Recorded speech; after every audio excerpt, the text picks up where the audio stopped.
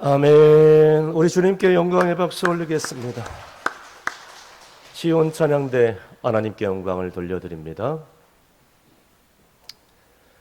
사랑하는 성도 여러분, 만일 여러분에게 한 달밖에 못 사니 준비하십시오 라고 시한부 선고가 떨어진다면 어떻게 하시겠습니까? 저는 그런 사람들에게 오늘 본문 갈라디아서 2장 20절의 말씀을 적극적으로 추천하고 싶은 겁니다. 왜냐하면 오늘 본문의 말씀은 내가 어떤 존재인지 또 내가 앞으로 어떻게 살아야 될 것인지에 대해서 가르쳐 주고 있기 때문입니다. 쉽게 말씀드려서 우리가 받은 구원, 내 힘으로 내 능력으로 되는 것이 아니라 전적인 하나님의 은혜로 된 것이기 때문입니다. 뿐만 아니라 내 삶 가운데 정말 죄와 사망과 어둠과 질병이 속박되어 올 때 이것으로부터 내 힘으로 할 수 없지만 예수 그리스도 안에 있을 때에 진정한 자유가 있기 때문인 것입니다. 이 시간 이 갈라디아서 2장 20절 말씀을 우리가 깊이 묵상할 때에 오늘 나는 십자가 앞에 죽어지고 주님만 영광 돌리는 저와 여러분이 되시기를 간절히 바랍니다. 오늘 본문 2장 20절 상반절 다 함께 읽습니다. 내가 그리스도와 함께 십자가에 못 박혔나니. 아멘. 진정한 신앙의 뿌리는 자기가 십자가 앞에 죽는 데에서 출발합니다. 십자가에 죽는 것이 무엇이냐? 주님이 십자가에 못 박힌 것을 내가 머리로만 아는 정도가 아니라 주님이 2000년 전에 십자가에 죽으셨구나, 이 정도가 아니라 그리스도 예수와 함께 나도 십자가에 못 박히는 체험을 하는 것입니다. 내가 그리스도와 함께라는 의미는 너무나도 정말 중요한 체험입니다. 신앙을 머리로만 아는 것이 아니라 관념으로 아는 것이 아니라 율법으로 의식으로 아는 것이 아니라 신앙을 내 삶 가운데 체험하는 것이죠. 윤리적으로 도덕적으로 흠이 없는 삶이 신앙의 전부라고 어떤 사람들은 얘기를 해요. 여러분, 그것은 예수님을 체험하는 게 아니에요. 아는 것이죠. 아는 것. 체험해야 된다는 것입니다. 여러분, 체험적인 없는 신앙은요, 신앙에 뿌리가 없는 믿음과 똑같습니다. 뿌리가 없으니까, 체험이 없으니까 자기 자신이 십자가에 죽어지지 않는 거죠. 여러분, 바울이 다메섹 도상에서 부활하신 주님을 만나기 전에 그랬거든요. 그런데 바울이 주님을 만나고 난 다음에 이 오늘 본문의 고백을 하고 있던 거예요. 내가 그리스도와 함께 십자가 앞에 못 박혔나니 라고 지금 고백을 하는 것입니다. 여러분, 그리스도 예수 십자가를 체험해야 되는 것이에요. 그러면 그리스도 예수의 십자가를 체험하는 게 뭘 뜻하는 것이냐? 그것은 죽었다라는 것을 의미합니다. 그것은 못 박히는 것을 아는 정도가 아니에요. 주님의 고난의 속에 들어가서 주님의 못 박힌 고난 속에 나도 함께 고난받고 눈물 흘리고 쓰러지고 자빠지고 그러면서 자기 자신이 십자가 앞에서 완전히 죽는다는 것을 의미하는 거예요. 이렇게 십자가에 죽어야만 신앙의 뿌리가 깊이 내리는데, 저는 여러분이 예수 그리스도의 십자가 앞에서 죽으셨는가 묻고 싶은 겁니다. 나는 십자가 앞에 죽었는가 묻고 싶은 거예요. 나는 그리스도 예수와 함께 못 박혔습니까? 그럼 아직 살아있습니까? 만약에 살아있다면요, 예수님과 전혀 죄송하지만 상관이 없는 사람들이에요. 여러분, 예수님과 함께 못 박혔나요? 예수님과 함께 죽으셨습니까? 죽지 않으면요, 정말 나 자신뿐만 아니라 주변 사람들이 너무너무 피곤하거든요. 저는 어렸을 때 이 복날에 삼계탕을 하려고 어머니가 기르던 토종 닭을 잡았을 때 그때 일이 생각납니다. 어렸을 때니까 토종 닭을 잡는 일이 얼마나 신기해요. 그러니까 어머니가 닭을 잡는데, 여러분 닭 잡아보신 분들은 아시겠지만 닭 어떻게 잡습니까? 닭 모가지를 비틀면 꼴깍하고 숨이 넘어갑니다. 그럼 그때 털을 다 뽑고 끓은 속가마에 집어 넣습니다. 그런데 이게 웬일입니까? 죽은 줄 알았던 이 닭이 갑옷에서 바로 뛰쳐나와가지고 알몸으로 돌아다니는 것입니다.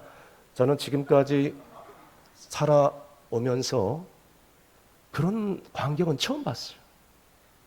죽을 줄 알았던 닭이 갑옷에서 뛰쳐나와가지고 온 동네방네 마당을 돌아다닌 거예요.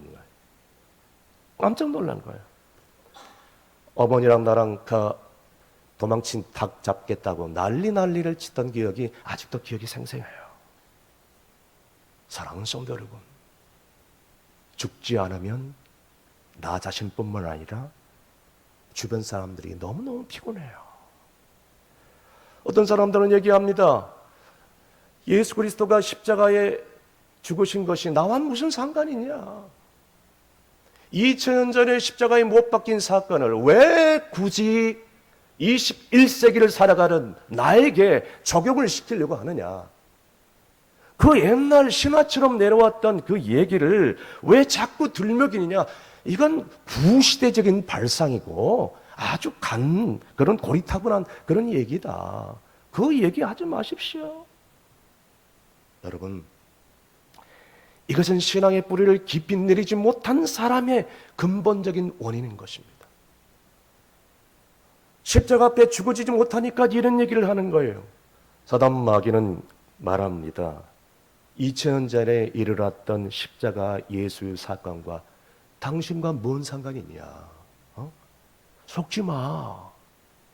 그저 예수가 그냥 십자가에 죽으시고 그 고난당했다는 것을 머릿속으로만 알면 돼. 멀리까지 죽으려고 해. 속지 마. 사단에 꼬인 것이죠. 오늘 예배 가운데도 어떤 성도들은 이 말씀을 받아들이고 죽으려고 노력을 해요. 그런데 어떤 성도들은 이 말씀을 받아들이지 못해요. 왜 그런가요? 여러분, 예수 그리스도의 십자가의 사건은요, 시대를 초월하고 공간을 초월하는 그런 놀라운 주님의 능력인 것입니다. 십자가의 사건은 2000년 전에 일어난 사건이지만 오늘날 왜 계속 우리 가운데 얘기되어지고 있느냐? 복음을 전할 때 예수 십자가의 사건을 얘기 안 할 수가 없는 거예요. 주님의 부활을 안 할 수가 없는 거예요. 전도할 때 십자가 부활 빼고 전할 게 뭐가 있습니까? 여러분, 십자가 빼고는 전할 게 없어요. 그러니까 십자가는 시대를 초월하고 공간을 초월하여 기독교 역사적으로 내려온 진리이고 팩트이고 사실인 줄로 믿으시길 바랍니다. 그래서 우리는 십자가 앞에 날마다 못 바뀌는 체험을 해야 돼요. 죽어야 된다는 것이죠. 무엇보다도요, 그러한 체험이 있는 사람은요, 놀라운 기적을 일으킵니다. 다 함께 따라가겠습니다. 신앙의 뿌리는 바로 십자가 앞에 못 박히는 데 출발합니다. 여러분, 아직도 이해가 안 되시면 제가 또 설명을 해드릴게요. 요한복음 12장 24절에 주님이 친히 이렇게 말씀해 주셨습니다. 다 함께 읽습니다.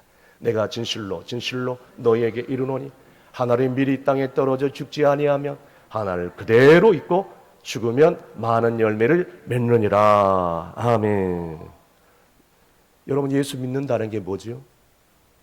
만사형통, 자식들 잘 되고 돈 많이 벌고 높은 지위에 올라가고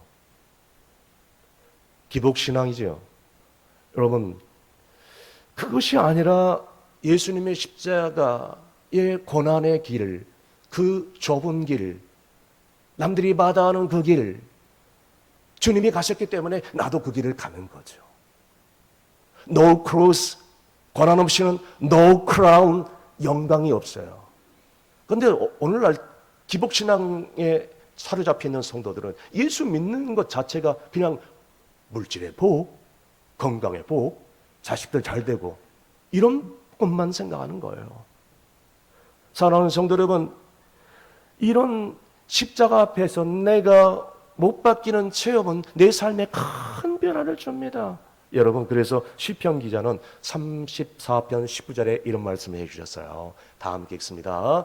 의인은 고난이 많으나 여호와께서 그의 모든 고난에서 건지시는도다. 아멘.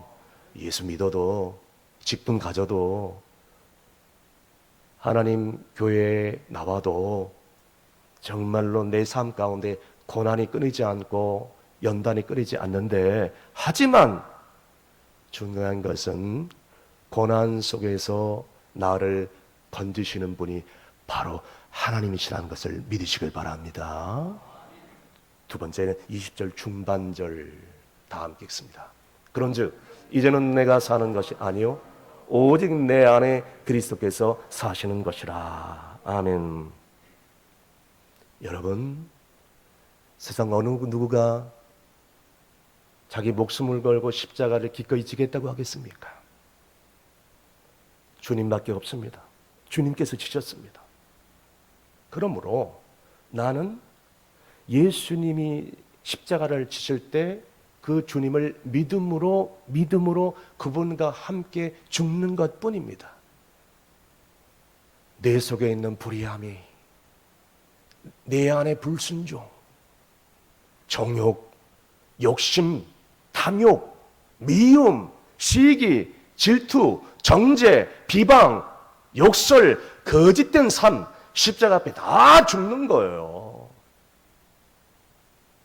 그것을 내가 믿음으로 바라보는 거죠. 왜? 주님께서 그것을, 나의 그 죄를 친히 십자가에 지시고 해결해 주셨기 때문에. 여러분, 바로 이때가 그리스도와 함께 십자가에 못 박힐 때라는 것입니다. 그러면서 내 안에 들어오는, 느껴지는 감정이 있는데, 그것이 뭐냐면 자유이고 기쁨이고 해방감이고, 그 어느도 누릴 수 없는 진정한 행복감인 줄로 믿으시길 바랍니다. 이것이 십자가에 죽는 체험을 한다라는 그런 뜻입니다. 이 십자가에 죽는 체험을 하는 자만이 부활의 기쁨을 누릴 수 있기 때문입니다. 저는 그 사람이 신앙의 뿌리가 깊다 얕다를 뭘로 알 수 있느냐? 아, 저 사람이 신앙이 십자가 앞에서 죽어지고 자기 자신을 철저하게 부인하는 삶을 살려고 노력하고 있구나 아니면 없구나를 저는 보면 압니다. 여러분도 그렇게 생각될 겁니다. 그런데 이렇게 죽으면요, 끝이 아니라는 거예요. 또 다른 시작입니다. 이 시작은 내 삶 가운데 새로운 변화를 일으켜요. 이 시작은 내 삶 가운데 새로운 삶으로 시작됩니다. 내 안에 뭐가 꿈틀꿈틀거리기 시작합니다. 예수 그리스도께서, 부활하신 주님이 내 가운데 주신 선물이죠. 그분의 영이 내 속에 들어와서 역사하시기 시작합니다. 그러므로 그분의 영이 내 삶에 주장하니까 이제는 주님께서 내 삶을 다스리는 거예요. 보혜사, 너에게 줄 성령을 너에게 주리라. 그 성령을 너에게 주니 너희와 영원토록 함께 하리겠다. 지금 이렇게 말씀해 주시는 것입니다. 여러분, 이렇게 성령의 씨앗을 받은 사람들은요, 성경에는 하나님의 자녀라고 얘기를 합니다. 천국의 시민이라고 얘기를 하는 것입니다. 이런 사람들은 더 이상 죄와 사망의 법에서, 율법의 속박으로부터 이리저리 끌려다니는 삶을 살지 않습니다. 진정한 영적인 내적인 자유가 있어요. 기쁨이 있어요. 해방감이 있습니다. 더 이상 죄의 마귀의 노릇을 하지 않습니다. 하나님이 기뻐하시는 삶을 살게 되죠. 우리는 이런 사람들을 뭐라고 부르냐? 하나님의 자녀라고 부릅니다. 성경은 천국 백성이라고 부르고 천국 시민이라고 부릅니다. 그리고 우리는 하나님을 그때서야 비로소 아버지라고 부를 수 있는 것입니다. 여러분, 예수 그리스도 안에서 정말 내가 죽어져서 하나님을 아버지라고 부를 수 있는 놀라운 은혜가 넘치시기를 간절히 바랍니다.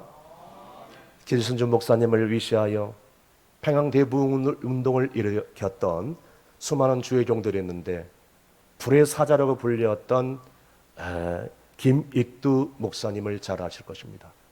김익두 목사님은 양박집 아들로 태어났습니다.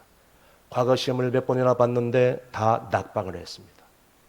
그때부터 술, 노름으로 취해서 살 수밖에 없었습니다. 평양의 유명한 깡패가 되고 만 것입니다. 이 김익두 사람에게 걸리지 않는, 괴롭힘을 당하지 않는 사람이 어이없을 정도였습니다. 자, 그런데 미국의 스왈런 선교사님을 만나고 선교사님이 전한 예수 그리스도를 영접하고 난 다음에 새로운 삶의 변화를 일으키고 신학교로 가게 되고 선한 목자가 된 것입니다. 어느 날 김익두를 모르는 한 깡패에게 그냥 두들겨 맞고 뺨을 맞고 발로 체임을 당하고 침뱉음을 당하고 그런 다음에 실컷 얻어 맞고 난 다음에 김익두 목사님이 이렇게 얘기를 했답니다. 다 때렸냐? 너 나 누군지 말아 몰라. 나 김익두야. 그때 실컷 때렸던 깡패가 부들부들 떨면서 야, 익두 형님을 건드렸으니 나는 이제 죽었다. 떨기 시작합니다. 익두 형님을 건드렸으니 난 죽은 거예요. 그때 김익두 목사님이 그렇게 얘기를 했답니다. 야, 너 감사해라. 옛날 김익두 같으면 너는 벌써 죽었다. 이제 나는 옛날의 김익두가 아니야. 너 미안하면 너도 예수 믿어라. 할렐루야. 십자가 앞에 죽은 자의 삶인 것입니다. 사랑하는 성도 여러분, 다시 묻겠습니다. 여러분들은 십자가 앞에 죽으셨나요? 아니면 아직도 덜 죽으셨나요? 저는 여러분들이 혈기와 분노가 십자가 앞에 죽어지기를 간절히 바랍니다. 세상을 사랑하는 마음, 세상의 정욕, 세상의 자랑, 불순종, 비방하는 것, 미워하는 마음, 질투하는 마음, 아직도 죽어지지 않는 자아, 다 십자가 앞에 죽어줄 수 있기를 바랍니다. 이것이 십자가에 죽은 자의 신앙생활인 줄로 믿으시길 바랍니다. 내가 십자가 앞에 죽어지면 그 순간 그 성도는 내적인 영적인 자유를 누리게 됩니다. 더 이상 죄와 사망의 법에 질질 끌려다지 않습니다. 더 이상 했던 죄를 또 다시 반복해서 짓지 않습니다. 율법적인 속박으로부터, 죄의 눌림으로부터 완전한 자유를 누리게 될 줄로 믿으시길 바랍니다. 문제는 경건은 모양은 있으나 신앙생활을 잘하고 있는 듯 보이지만 경건의 능력이 없는 것이 문제인 것입니다. 여러분, 윤리도덕적으로 흠이 없는 생활, 그것이 신앙의 전부라고 생각해요. 나는 내 자신 이 생각에 신앙생활을 올바로 하고 있다는 생각을 하고 있어요. 그 생각 자체도 교만인 거예요.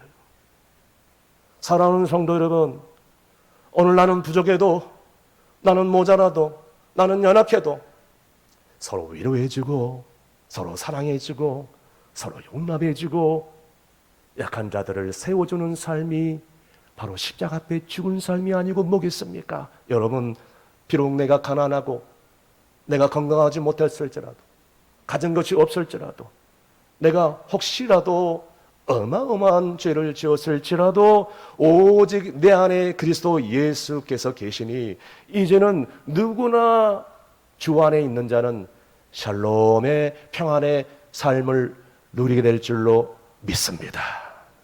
마지막으로 20절 하반절입니다. 다 함께 읽습니다. 이제 내가 육체 가운데 사는 것은 나를 사랑하사 나를 위하여 자기 자신을 버리신 하나님의 아들을 믿는 믿음 안에서 사는 것이라. 아멘. 남편 때문에 밤마다 성전에 나가서 콧물을 흘려가면서 기도하는 집사님이 계셨습니다.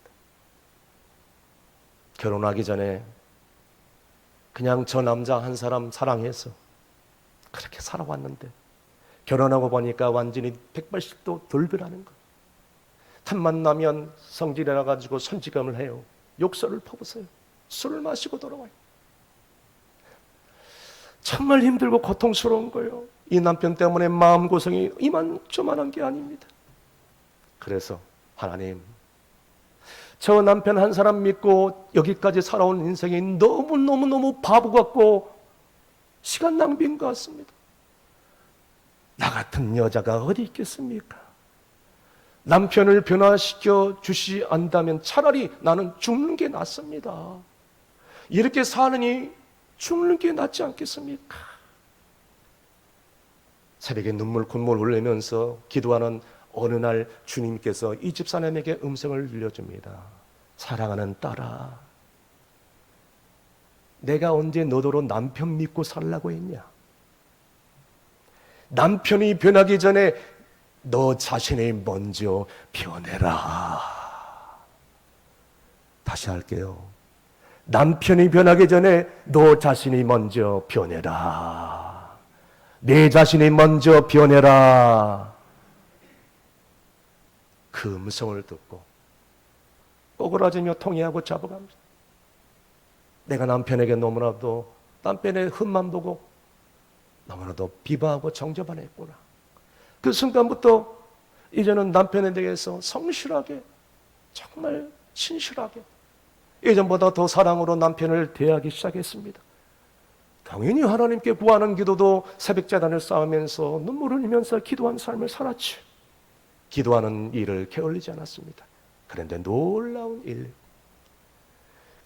그렇게 마음고생을 시켰던 그 남편이 서서히 변화되고 서서히 성품이 변화되고 그 결과 그 가정이 모두 다 예수 그리스도를 믿게 되고 화목하고 평안한 가정으로 변화되었다는 것입니다. 할렐루야. 오늘날 수많은 그리스도인들이 나 자신은 변하지 않고 상대방만 변하기를 바랍니다. 다른 사람들이 어긋난 사랑을 하면 그것은 외도요 불륜이라고 치부합니다. 그런데 내가 하면 뭐라 그런지 아십니까? 그럴 수도 있지. 로맨스라고 합니다. 로맨스. 합리화시키는 거예요. 사랑하는 성도 여러분, 그러니 가정과 교회와 이 나라와 민족과 모든 일들이 평안할 리가 없어요. 조용할 리가 없습니다. 이제부터라도 나 자신이 먼저 변화된 삶이 돼야, 그래야 주님이 기뻐하시고 변화된 삶이야말로 예수 그리스도의 중심적인 삶이라는 것을 믿으시길 바랍니다. 저기 영락공원에 병원에 영안실 가보세요. 저는 영안실을 몇 번이나 가봤고 영락공원에도 수도 없이 가봤잖아요. 목회자가 그런 일을 하기 때문에 죽은 시신은 아무 말이 없더라고요. 사랑하는 성도 여러분, 그래서 오늘도 고린도 후서 5장 15절 말씀에 주님이 이렇게 말씀합니다. 다 함께 읽습니다. 그가 모든 사람을 대신하여 죽으심은 살아있는 자들로 하여금 다시는 그들 자신을 위하여 살지 않고 오직 그들을 대신하여 죽었다가 다시 살아나신 이를 위하여 살게 하려 함이라. 아멘. 여러분, 손흥민 축구 선수를 아실 것입니다. 손흥민 선수의 몸값이 약 289억이라고 합니다. 그런데 이걸 아십니까? 몸값 제대로 못하면 퇴출당하고 은퇴를 해야 됩니다. 여러분, 예수 그리스도의 몸값, 그것이 바로 우리의 몸값 아닙니까? 우리의 몸값이 예수 그리스도의 몸값. 왜? 나 같은 것을 살리기 위해서 예수님께서 몸값을 십자가에 지불했으니까 내 몸값이 예수 그리스도의 몸값. 주님은 우리를 위하여 몸값을 십자가에 죽으심으로 영원히 내어 주셨다는 것입니다. 뭐라고 그랬을까요? 나를 위해 살라고, 나의 영광을 드러내라고, 나의 나라, 나의 의를 구하라고, 주님을 기쁘시게 하는 삶을 살라고, 너희가 먹든지 마시든지 무엇을 하든 간에 다 하나님의 영광을 위해 살라고, 주님이 십자가에 위해서 나와 같은 죄인을 위하여 몸값을 지불해 줬단 말입니다. 근데 그걸 몰라. 이걸 몰라요. 여러분이 묻겠습니다. 예수님의 몸값을 하고 있습니까? 주님은 나를 위해서 다 보내주시고 희생해 주셨는데, 여러분, 갈라디아서 본문처럼 오늘 내가 십자가 앞에 죽고 주님은 살아나고 주님께 영광 돌리는 삶을 살게 되는 삶을 산다면 우리는 날마다 하나님의 놀라운 기적과 은혜를 체험하게 될 줄로 믿으시길 바랍니다. 다 함께 따라 하시겠습니다. 주와 함께 줄고 오직 주와 함께 삽시다. 다시 한번, 주와 함께 죽고 오직 주와 함께 삽시다. 좌우에 있는 분들에게 고백하십시다. 시작. 주와 함께 죽고 오직 주와 함께 삽시다. 할렐루야. 오늘날 우리의 삶의 목표가 뭡니까? 네 인생의 목표가 뭡니까? 여러분의 기도 제목은 뭡니까? 나 혼자 잘 먹고 잘 살고 나 혼자 건강하고 장수를 누리는 게 여러분의 간절한 소원이고 삶의 목표입니까? 주님이 그래서 십자가에 못 박히셨나요? 주님이 십자가에서 그래서 우리의 삶을 위해서 몸을 지불해 주셨나요? 피를 흘리셨나요? 아닙니다. 죽었다가 다시 사신 그리스도를 위한 삶이 돼요. 그런즉 누구든지 그리스도 예수 안에 있으면 새로운 피조물이라. 이전 것은 지나갔으니 보라 새 것이 되었도다. 할렐루야. 이것이 바로 부활한 새로운 존재로의 삶을 사는 삶인 줄로 믿는 여러분이 되시기를 주의 이름으로 축원합니다.